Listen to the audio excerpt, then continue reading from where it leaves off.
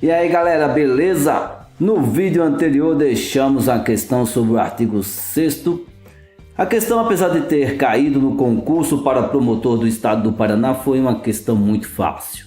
Para quem se lembrou do artigo 6º, é claro. E a alternativa correta para quem ficou em dúvida é a letra B. B de bola. Agora vamos ver o artigo 7º. O artigo 7º traz o princípio da extraterritorialidade, que é a aplicação das leis brasileiras no exterior. Há dois tipos de extraterritorialidade: a condicionada e a incondicionada. A extraterritorialidade condicionada é a extraterritorialidade que se aplica aos crimes previstos no inciso 2 e que depende de algumas condições.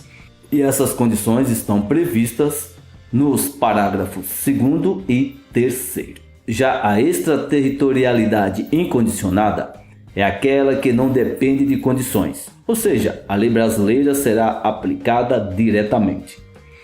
A extraterritorialidade incondicionada é a prevista no inciso 1.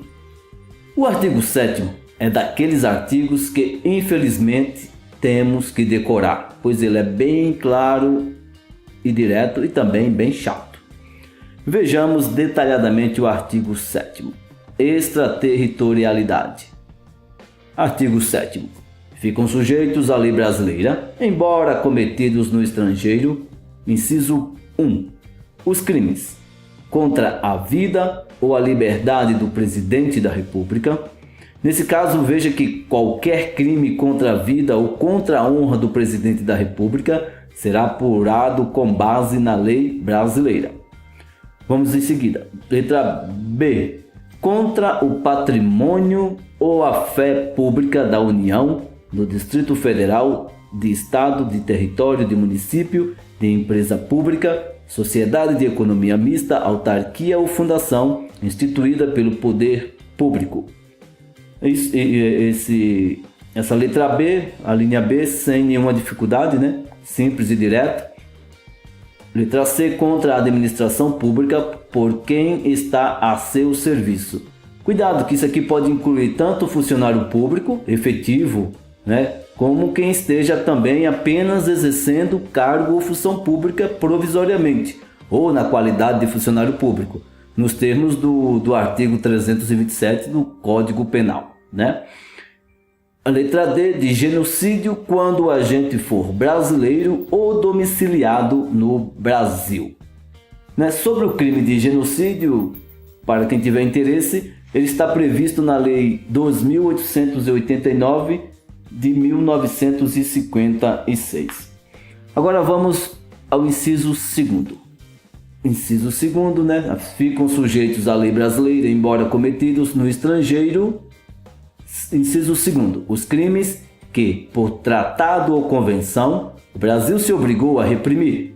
Isso aqui diz respeito aos tratados e convenções internacionais aos quais o Brasil aderiu. Letra B. Praticados por brasileiro. Cuidado, né? Para não esquecer que nenhum brasileiro será extraditado, salvo naturalizado em caso de crime comum praticado antes da naturalização ou de comprovado envolvimento em tráfico ilícito de entorpecentes e drogas afins na forma da lei. Fora isso, autoriza-se a punição do brasileiro no território nacional quando o delito for praticado no exterior. Letra C. Praticados em aeronave ou embarcações brasileiras, mercantes ou de propriedade privada, quando em território estrangeiro e aí não sejam julgados.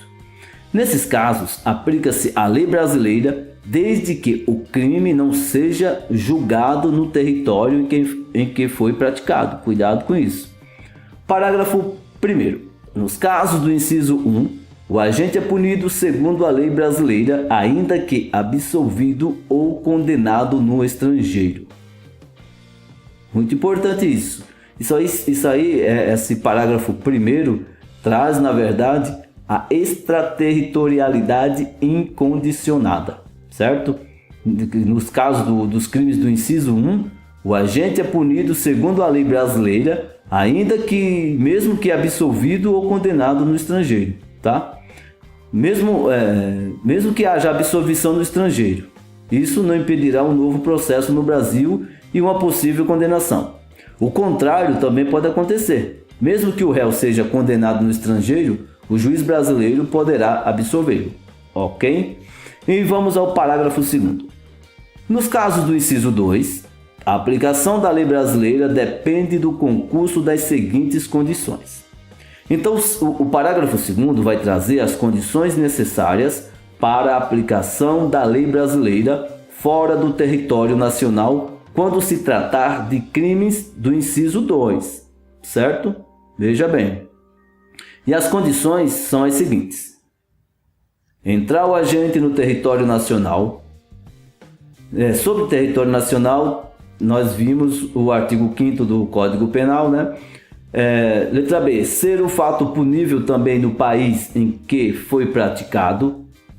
Às vezes uma determinada conduta pode ser crime no Brasil, mas não é crime no estrangeiro. Então, a lei brasileira só poderá ser aplicada se a conduta também for crime lá fora, certo?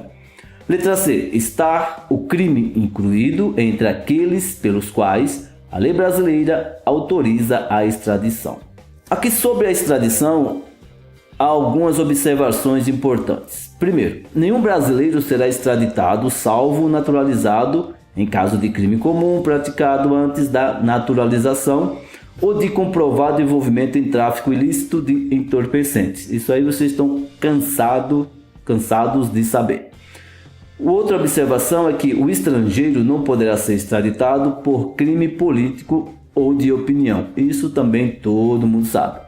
Talvez pouca gente saiba que o Brasil não admite a extradição em caso de contravenção penal ou de crime punido com pena máxima inferior a 1 ano de prisão, mesmo que a conduta seja qualificada como crime na legislação do Estado estrangeiro. Cuidado com isso. Temos a letra D, que não ter sido o agente absolvido no estrangeiro ou não ter aí cumprido a pena. Se o agente já foi julgado no estrangeiro, absolvido ou condenado, não poderá a lei brasileira processá-lo uma segunda vez. Mas cuidado para não confundir isso com os crimes do inciso 1.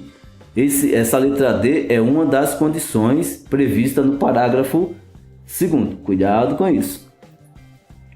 E a letra E, não ter sido o agente perdoado no estrangeiro ou por outro motivo não está extinta a punibilidade, segundo a lei, mas favorável. Parágrafo 3º.